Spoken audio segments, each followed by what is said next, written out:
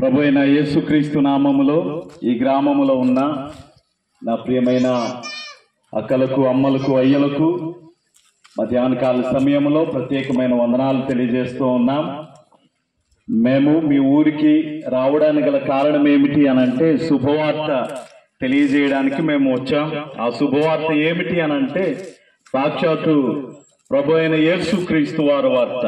యేసుక్రీస్తు వారు ఎవరో, ఆయన ఎలాంటి వాడో, ఎలాంటి దేవుడో, ఆయన సర్వ మానవుల నిమిత్తం ఏమి చేసినాడో ఆ వాస్తవాలు మిమ్మల్ని తెలియజేయడానికి వచ్చి ఉన్నాం.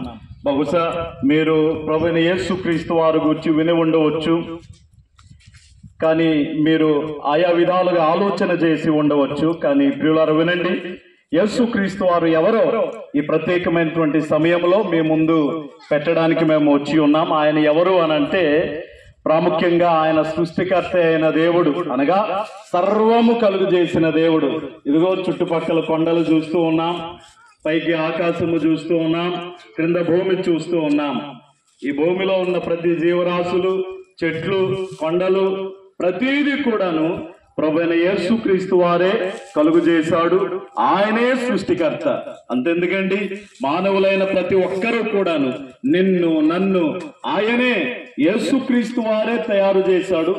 మనము ఆయన చేతి పనులము, ఆయన ప్రజలము అన్న వాస్తవాన్ని తెలియజేయడానికి వచ్చి ఉన్నాం. అనగా ఆయన సృష్టికర్త అనే వాస్తవాన్ని మీ ముందు ప్రకటిస్తూ వస్తూ ఉన్నాం. అంతటి గొప్ప సృష్టికర్త, అంతటి గొప్ప దేవాది దేవుడు ఈ లోకములో ఉన్న సర్వ మానవులందరినీ ప్రేమించి తన సొంత ప్రియకుమారుడైన యేసుక్రీస్తు వారు ఈ లోకములో పంపించడం అనేది జరిగింది. ఈ లోకములో జన్మించి, జీవించి, పరిశుద్ధంగా జీవించి ఆయన ఏం చేశాడో తెలుసా? సిలువలో ప్రాణం పెట్టినాడు. ఎందుకండి యేసు ప్రభు వారు ప్రాణం పెట్టాలి అన్న ఆలోచన రావచ్చు, మంచి ఆలోచనే. ఎందుకు తెలుసా? ఈ లోకములో ఉన్న ప్రతి ఒక్కరూ కూడాను పాపులే అని ఒప్పుకొనక తప్పదు. బైబిల్లో మాట్లాడబడింది, అందరూ పాపము చేసి దేవుడు అనుగ్రహించి మహిమను పొందలేకపోతూ ఉన్నారు.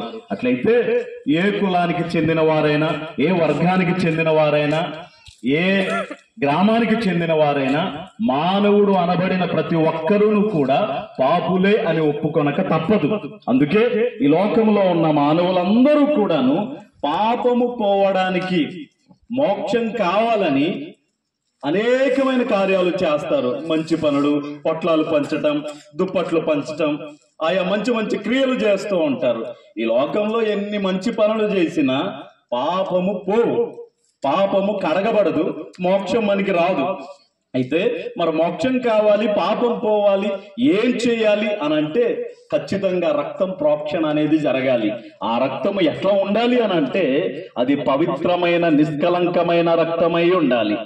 ఎవరిది ఆ నిష్కలంకమైన రక్తము, పవిత్రమైన రక్తము? ఎక్కడది అని ఆలోచన చేస్తూ ఉన్నప్పుడు కేవలము ప్రభు అయిన యేసుక్రీస్తు వారు రక్తము మాత్రమే పవిత్రమైనది, నిష్కలంకమైనది, నిర్దోషమైనది. గనుకనే ఆయన రక్తము ద్వారా కడగబడిన ప్రతి ఒక్కరూ కూడాను పాప క్షమాపణ ఖచ్చితముగా దొరుకును, రక్షణ ఖచ్చితంగా దొరుకును, మోక్షము ఖచ్చితంగా దొరుకును. అందుకే ఆయన అన్నాడు, నేనే మార్గము, నేనే సత్యము, నేనే జీవము అని అన్నాడు. నిజమే, ఆయనే మార్గము, ఆయనే సత్యము, ఆయనే జీవము. ఆయన ద్వారానే మనము పరలోకానికి వెళ్ళగలం. ఇక వేరే మార్గం అంటూ ఏది లేదు ప్రియమైనటువంటి వారులారా.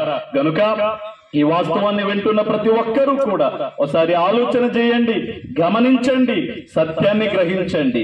పాపం పోవాలి అనంటే యేసుక్రీస్తు ద్వారా మాత్రమే సాధ్యమవుతూ ఉన్నది. గనుక ప్రియులారా, మీ పాపాలు క్షమింపబడాలి, మోక్షం కావాలి అనంటే ఏం చేయాలో తెలుసా? మీరుంటున్న ప్రాంతంలోనే, మీరు పనిచేస్తూ ఉంటుండగానే ఈ వాస్తవాన్ని జాగ్రత్తగా వినండి. యేసుక్రీస్తు దేవుడు, ఆయన ప్రభు అని మీ నోటితో ఒప్పుకోవాలి. ఆయన నా కోసం సిలువలో ప్రాణం పెట్టినాడు. ఆయన ప్రాణం పెట్టడమే కాకుండా సమాధి చేయబడి పునరుత్థానుడై ఆయన జీవం కలిగిన దేవుడుగా పునరుత్థానుడై తిరిగి లేచినాడని మీ హృదయంలో విశ్వాసం ఉంచిన ఎడల నీవు రక్షణ పొందేదవు. ఓ రోజు నువ్వు మరణిస్తే నీ శరీరము మట్టిలో కలిసిపోతుంది, నీ ఆత్మ మోక్షానికి స్వర్గానికి వెళ్తుంది. ఈ లోకంలో ఉన్న మనం అందరము కూడాను ఏదో రోజు ఈ లోకాన్ని విడిచిపోవాలి, ఏదో రోజు మనము ఈ లోకాన్ని విడిచిపోవాలి, మనం మరణాన్ని పొందుకుంటాం. నాకంటూ మరణము లేదు అనడానికి వీలు లేదు. చిన్నవారైనా పెద్దవారైనా గట్టివారైనా పుట్టివారైనా మరణం అనేది ఖచ్చితంగా వస్తుంది. ప్రతిరోజు పేపర్లో మనము చదువు